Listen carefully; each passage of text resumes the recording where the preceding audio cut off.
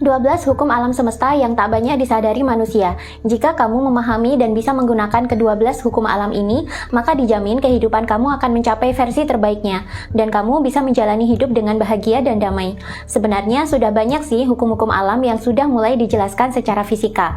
Fisika sendiri adalah studi yang mempelajari segala mekanisme benda-benda di alam semesta.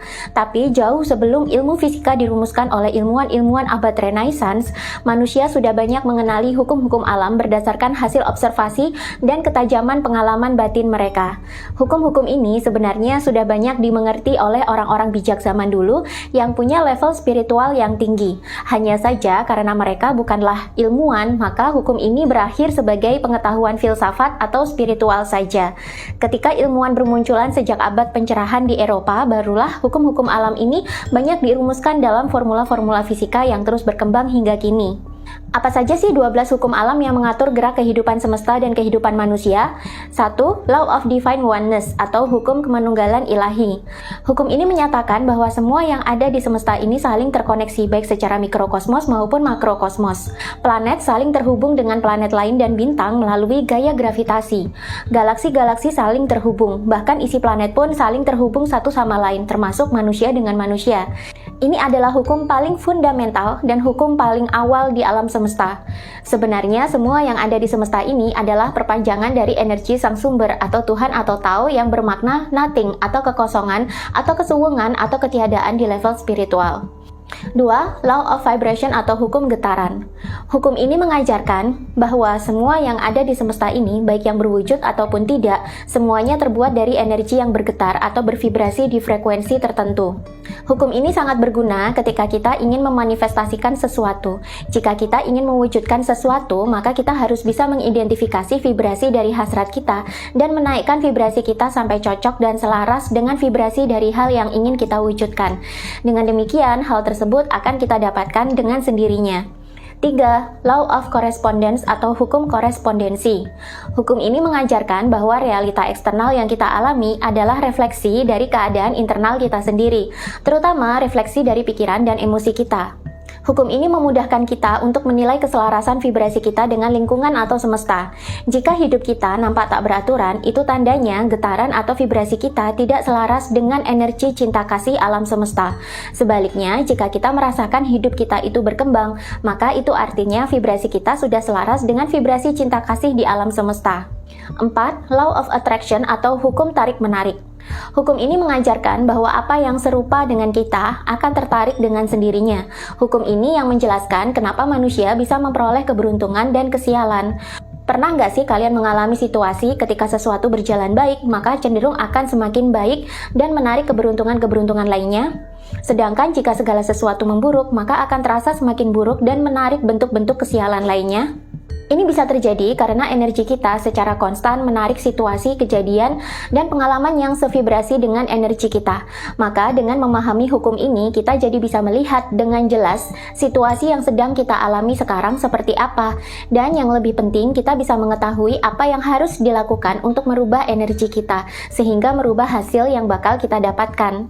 5. Law of Inspired Action atau hukum tindakan yang terinspirasi. Hukum ini mengajarkan bahwa inspirasi atau ide atau ilham akan datang sendiri kalau kita sudah selaras dengan diri sendiri atau diri sejati atau kesadaran murni atau sang sumber atau Tuhan. Untuk bisa selaras dengan diri sejati ini, biasanya manusia akan mempraktekkan slowing down lifestyle atau menghindari aktivitas yang terburu-buru, berdiam diri atau meditasi, melakukan segala sesuatu dengan mindfulness, dan menciptakan ruang untuk petunjuk ilahi datang dan menginspirasi. Ketika kita bisa melepaskan kebutuhan untuk mengendalikan bagaimana sesuatu harus bekerja dan sebaliknya malah membuka semua peluang untuk datang ke diri, ini akan membuat ruang bagi cara-cara baru untuk meraih tujuan yang mungkin sebelumnya tak bisa terpikirkan. 6. Law of Perpetual Transmutation of Energy atau hukum transmutasi energi abadi. Hukum ini mengajarkan bahwa energi itu terus berkembang atau berfluktuasi. Ini adalah tugas manusia untuk memonitor keselarasan vibrasi dan mengarahkan fokus kepada pikiran-pikiran yang lebih baik ketika dibutuhkan. Sehingga dengan demikian kehidupan manusia makin berkembang ke arah kedewasaan, kebaikan, dan kebijaksanaan. 7. Law of Cause and Effect atau hukum sebab akibat. Hukum ini mengajarkan bahwa selalu ada akibat di setiap sebab. Pikiran kita adalah sebab. Dan pengalaman yang kita hadapi adalah akibat. Jika hidup kita negatif dan kita hanya merubah pengalaman saja, ini hanyalah solusi sementara. Sebab semua pengalaman negatif adalah akibat dari pikiran negatif yang ada di dalam otak. Jadi, jika ingin merubah hidup menjadi lebih positif, maka rubahlah dulu pola pikir kita menjadi lebih positif, sehingga pengalaman yang kita terima juga ikut menjadi positif. Hukum ini menegaskan bahwa jika kita ingin mengganti pengalaman atau nasib hidup, maka rubahlah dulu pola pikirnya. 8. Law of compensation atau hukum tabur tuai. Hukum ini mengajarkan bahwa kita pasti memetik apa yang kita tanam, alias kita pasti menuai apa yang sudah kita tabur sebelumnya. Jika kita menanam kebaikan, maka akan panen kebaikan. Demikian juga sebaliknya. Hukum ini juga yang kerap dikaitkan dengan hukum karma. 9. Law of relativity atau hukum relativitas. Hukum ini mengajarkan bahwa semua yang ada di dunia ini sifatnya itu relatif karena cara kita memahami kenyataan atau realita itu bergantung pada persepsi kita masing-masing dalam menilai. Inilah yang menyebabkan kenapa bisa ada dua orang yang berada dalam situasi yang sama tapi merasakan pengalaman yang berbeda, karena semuanya tergantung atau relatif terhadap persepsi masing-masing. 10. Law of polarity atau hukum polaritas. Hukum ini mengajarkan bahwa semua yang ada di dunia ini memiliki kebalikannya seperti dua kutub atau polar yang saling berlawanan. Ada baik buruk, rendah tinggi, utara selatan, panas dingin, dan masih banyak lagi. Jadi dalam hidup kita tidak bisa kalau kita hanya melekat di salah satunya saja, karena hidup ini serba dualitas. Ada dua kutub atau polar yang saling berkebalikan yang membuat hidup ini harmonis dan terus berlangsung. 11. Law of rhythm atau hukum ritme atau siklus. Siklus ini adalah bagian alami di alam. Dalam filosofi Jawa digambarkan sebagai cokro manggilingan. Ada masanya hidup itu berada di bawah, lalu mencapai puncak, lalu di bawah lagi dan naik lagi ke atas. Dengan memahami hukum ini, kita akan terbantu untuk melepaskan diri dari ikatan-ikatan duniawi, karena kita sudah paham semua itu ada siklusnya. Dan ketika siklus sudah berakhir, itu saatnya kita untuk let it go dan move on. 12. Law of gender atau hukum gender. Hukum ini mengajarkan bahwa hidup akan berjalan di versi terbaiknya jika divine masculine dalam diri kita bertemu dan selaras dengan divine feminine. Manusia akan berada di versi terbaiknya jika ia mampu menyeimbangkan dan menyelaraskan sisi feminin dan maskulin atau yin dan yang di dalam dirinya. Divine feminine adalah bagian dari diri manusia yang menghubungkan diri dengan kualitas-kualitas otak kanan seperti intuisi, perasaan, emosi, kreativitas, welas asih, dan pemahaman spiritual.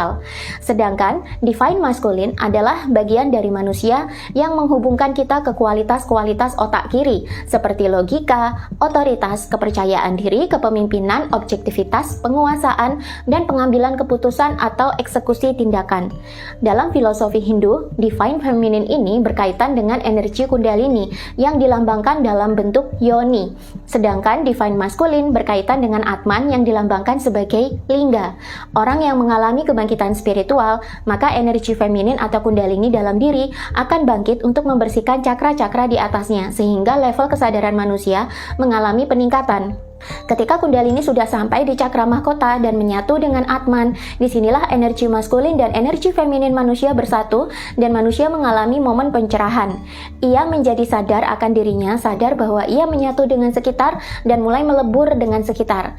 Setelah itu, pengetahuan terhadap rahasia-rahasia semesta dan juga ilmu pengetahuan lain jadi terbuka lebar dan bisa diakses otak manusia dengan mudah.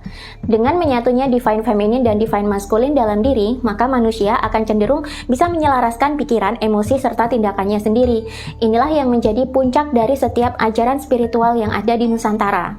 Nah, bagi kalian yang ingin mempelajari lebih lengkap tentang hukum dan rahasia semesta, serta ingin mengetahui apa sih misi jiwa kalian saat hidup di bumi ini, kalian bisa berdiskusi lebih lanjut dalam online kelas besok yang bertema memahami rahasia semesta dan misi jiwa. Di sini, kalian juga akan mendapatkan bimbingan meditasi dan juga 4 kali hipnoterapi untuk membantu membereskan luka batin, trauma, dan melepaskan ikatan energi dari hal-hal yang tidak perlu, sehingga kalian bisa cepat kembali murni dan bisa menemukan jati diri dan memahami misi jiwa.